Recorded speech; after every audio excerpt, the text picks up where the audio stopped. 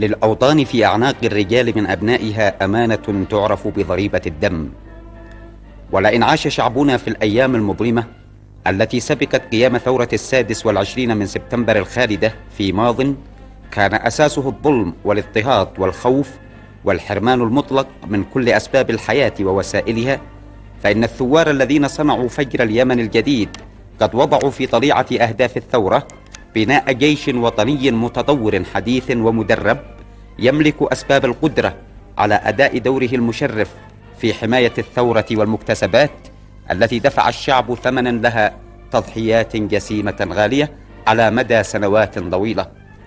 ولقد ظلت قواتنا المسلحة حتى 27 من إبريل العظيم جزء من لعبة مراكز القوى التي كانت تخل بمركزية الدولة وتجعل تطبيق القانون أمرا يمتلك تطبيقه القوي على الضعيف.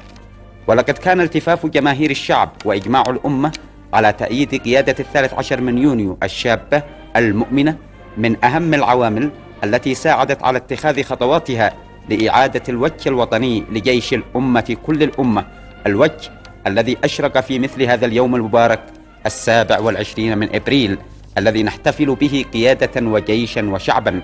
اليوم الذي جعلنا نشهد أرتالا من هؤلاء الشباب الأبطال وهم يبذلون عرقهم طوال مراحل التدريب الحديث ليكونوا دما جديدا ونظيفا بين صفوف قواتنا المسلحة يسخر في خدمة الأمن والاستقرار لكل أبناء الشعب، ويشكل قوة أخرى جديدة تضاف إلى قواتنا المسلحة الباسلة التي أصبحت صفا واحدا شعارها الجيش للحرب والإعمار، الجيش في خدمة الشعب، في خدمة طموحاته وأمانيه، في الحرب معه ضد التخلف بكل أشكاله ومظاهره. إن هؤلاء الشباب وهم يمارسون تدريباتهم على مختلف وسائل الأسلحة الحديثة وأحدث الوسائل القتالية إنما يتوجون الخطوات المباركة التي خطتها وتخطوها حركة التصحيح في طريق إعادة بناء قواتنا المسلحة والأمن تجسيدا لهدف من أهداف الثورة الخالدة. ومما يزيدنا فخرا بهؤلاء الشباب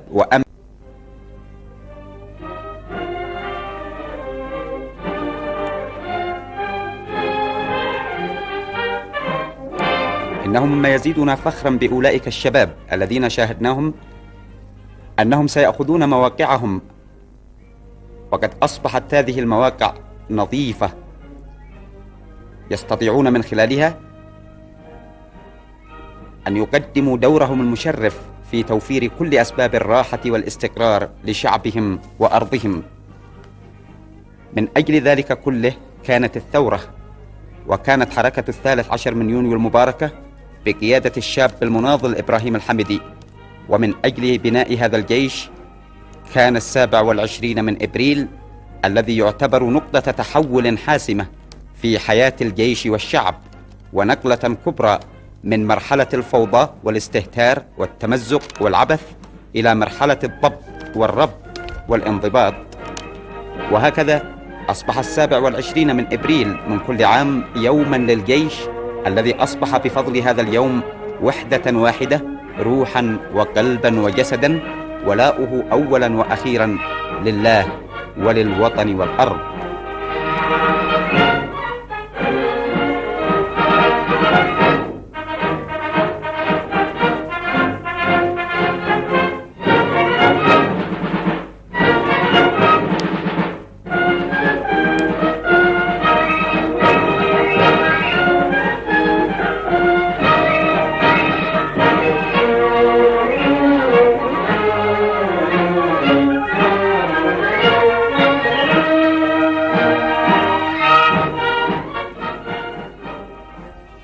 لقد كان 27 من إبريل تعبيرا حقيقيا عن رفض هذا الجيش الباسل وقيادته الرائدة لتعدد المراكز بين صفوفه وتعدد ولاءاته،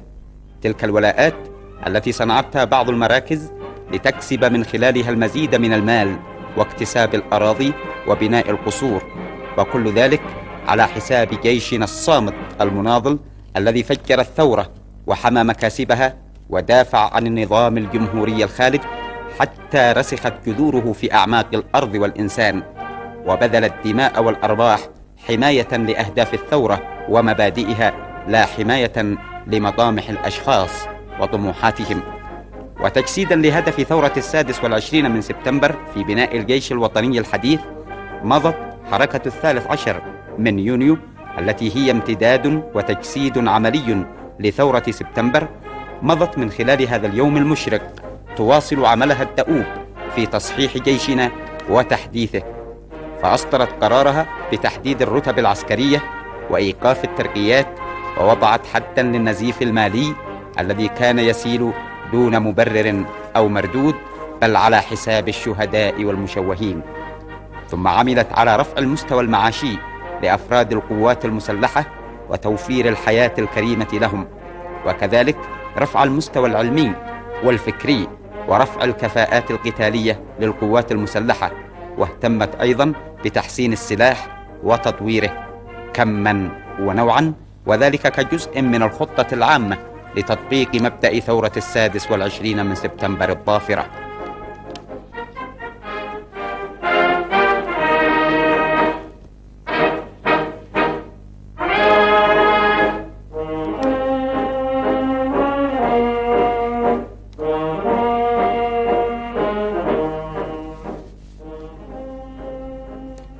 لقد علمنا قائد حركة 13 من يونيو المباركة وصانع 27 من إبريل المجيد يوم الجيش، علمنا الرئيس القائد إبراهيم الحمدي أن 1000 كلمة في الميزان لا تساوي عملا واحدا في الميدان. ومن هذا المنطلق فإن أي حديث عن تطلعات قواتنا المسلحة والشعب من خلال هذا اليوم لآفاق المستقبل ولن تكون أقوالا، بل ستستمر الحركة في مسيرتها الصاعدة واضعة نصب عينيها الاستفادة الكاملة من عبر الماضي والتطلع الهادف لاختصار الزمن والعمل الدائب والمشاركة الفعالة في صنع الغد الأفضل. إن هذه الذكرى الأولى ليوم الجيش الذي تشاهدون معنا طلائعه الشابة المناضلة في هذا الاستعراض، إن هذه الذكرى العزيزة لا تعيد إلى أذهان كل أبناء الشعب الأدوار الوطنية المشرفة التي لعبتها هذه القوات، بدءا بتفجير الثورة ومرورا بتقديم مقترحاتها الإصلاحية الشهيرة التي عبرت عن وعيها ويقظتها، حتى قيام حركة 13 من يونيو التصحيحية حينما فوجئت قيادة قواتنا المسلحة والأمن بإلقاء المسؤولية عليها، فتحملها جيشنا الباسل وراءها بتقدير كبير للمسؤولية وأداء حاسم للواجب الذي فرضته عليها ظروف التدهور والانهيار، فأكدت صدق وأمانة رسالتها كقوات مسلحة وأمن في حفظ الاستقرار والأمن وحماية المكاسب الوطنية وإنجاز الكثير من الأماني والطموحات الشعبية. وجاء يوم 27 من إبريل المجيد تتويجا للانتصارات التي حققتها قواتنا المسلحة والأمن بقيادتها الحكيمة، سواء بين صفوف هذا الجيش أو بين صفوف المجتمع.